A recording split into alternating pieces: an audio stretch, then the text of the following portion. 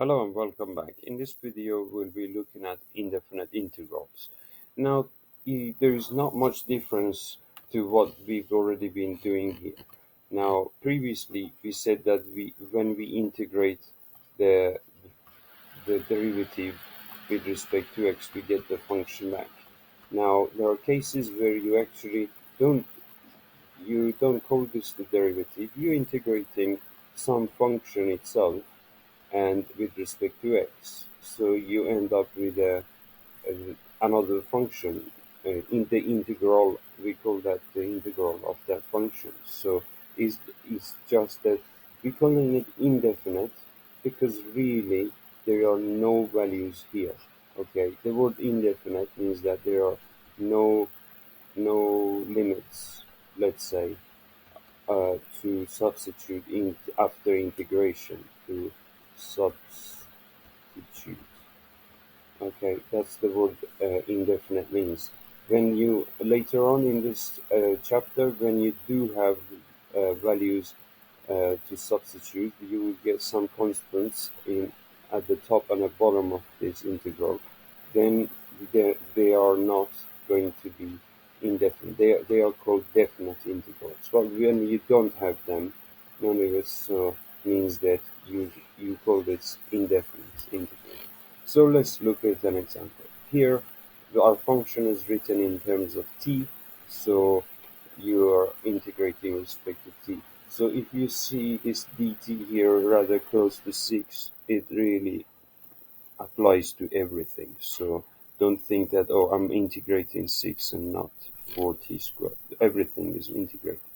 So first thing is to add 1 to the power and divide by the new power. Add 1, there is no t here. Yes, it's a constant. So you could imagine there is t to the power 0 that's invisible here, right? And therefore, once I integrated it, t will be power of 1. There is no need to write divide by 1 because it wouldn't change anything.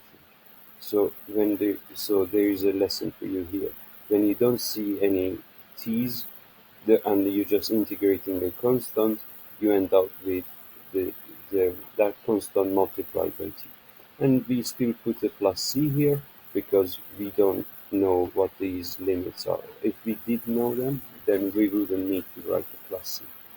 So next example is, again, you adding 1 to the power and there is a constant. Yes, this constant is some value squared, but there is no x in it. So first we add 1 to the power of a square, and dividing 3 by 3 will make it disappear to 1. Let me write it so that you know they cancel away.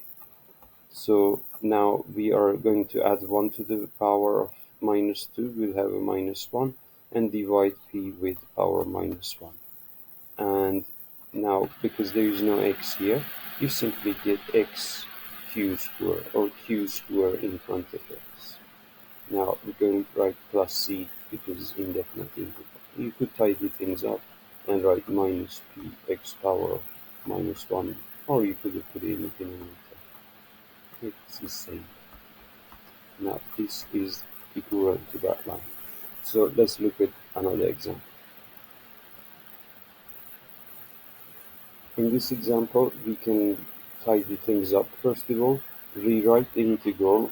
The first term doesn't change, but we can write this as x power of a half minus 2.